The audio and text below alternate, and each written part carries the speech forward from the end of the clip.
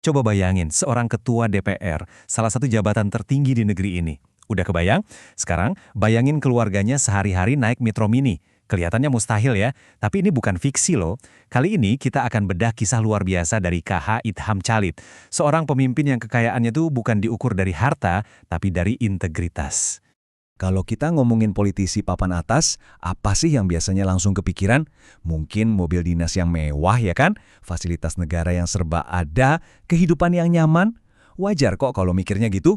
Tapi tahan dulu bayangan itu, karena cerita kita hari ini bakal ngejungkir balikin semua ekspektasi tadi. Nah, coba lihat perbandingan ini. Di kolom kiri, itu ekspektasi kita pada umumnya. Mobil mewah, semua fasilitas ditanggung negara. Sekarang lihat di kanan. Ini realitas hidupnya Idham Calit. Pas beliau jadi ketua DPR, keluarganya beneran naik Metro Mini. Anak-anaknya malah jualan nasi dan air buat cari uang saku sendiri. Ini bukan karena beliau gak mampu loh, sama sekali bukan. Ini adalah sebuah pilihan sadar. Pilihan yang berakar dari prinsip.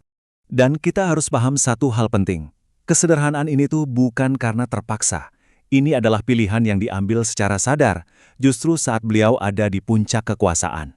Ini dia nih inti yang bikin ceritanya jadi luar biasa kuat. Kesederhanaannya itu bukan karena keadaan. Beliau punya akses ke hampir semua hal. Tapi dengan sadar beliau memilih jalan yang berbeda. Jadi ini soal prinsip, bukan soal kondisi. Biar kita lebih paham konteksnya, coba lihat deh rekam jejak beliau ini. Ini bukan jabatan kaleng-kaleng, wakil Perdana Menteri, beberapa kali jadi menteri, sampai ke puncak lembaga legislatif sebagai ketua DPR dan MPR. Itu belum termasuk memimpin organisasi sebesar NU selama 28 tahun. Artinya, beliau ini salah satu orang paling berpengaruh di Indonesia di masanya. Nah, pertanyaannya jadi makin dalam kan, kenapa orang seberkuasa ini memilih hidup yang begitu sederhana? Jawabannya ada di satu kata, satu konsep yang jadi pegangan hidup beliau. Sebuah prinsip yang gak cuma dipegang buat diri sendiri, tapi juga ditegakkan dengan sangat keras ke keluarganya. Disinilah kita bisa lihat prinsip itu jadi kenyataan. Aturan keluarganya ketat banget. Coba perhatiin deh detailnya. Mobil dinas diharamkan buat keluarga, mereka harus naik transportasi umum, anak-anaknya dididik biar mandiri, beliau secara sengaja membangun tembok pemisah yang tebal banget antara amanah jabatan dan urusan keluarga. Dan ini dia kalimat kuncinya, sebuah wasiat hidup yang beliau sampaikan ke istrinya. Anak-anak hanya boleh makan dari gaji saya, agar mereka terjaga dari uang haram. Dalam banget kan? Inilah filosofi intinya.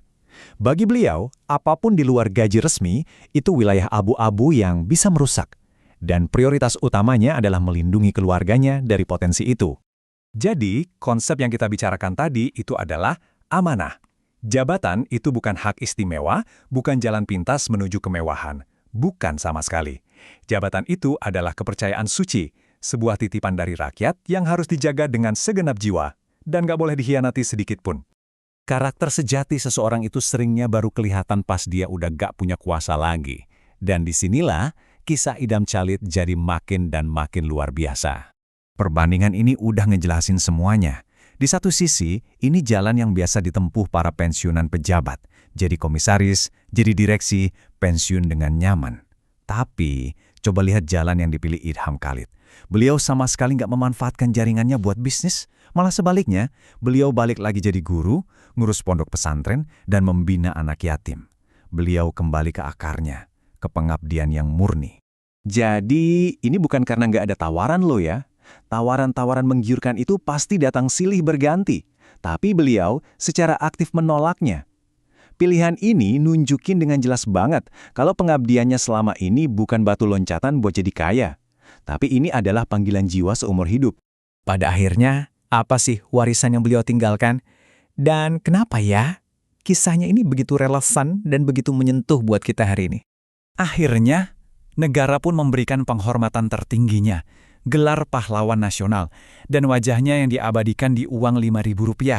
Ini bukan sekedar penghargaan biasa, tapi ini pengingat bahwa bangsa ini pernah loh punya pemimpin dengan standar moral setinggi ini. Beliau dikenang bukan karena harta yang dikumpulkan, tapi karena karakter dan integritas yang diwariskan. Kenapa ya sampai disebut dongeng moral? Mungkin karena di tengah realitas politik zaman sekarang, kisah kejujuran seperti ini tuh rasanya langka banget. Sampai-sampai terdengar hampir sulit dipercaya. Kayak dongeng. Dan kenapa disebut cermin yang hilang? Karena saat kita mencoba berkaca pada teladan beliau, kita jadi bertanya-tanya, di mana ya kita bisa nemuin cermin seperti itu hari ini? Dan inilah pertanyaan penutup untuk kita renungkan bareng-bareng. Kisah KH Idham Chalid ini bukan cuma romantisme masa lalu. Ini adalah sebuah standar, sebuah tantangan.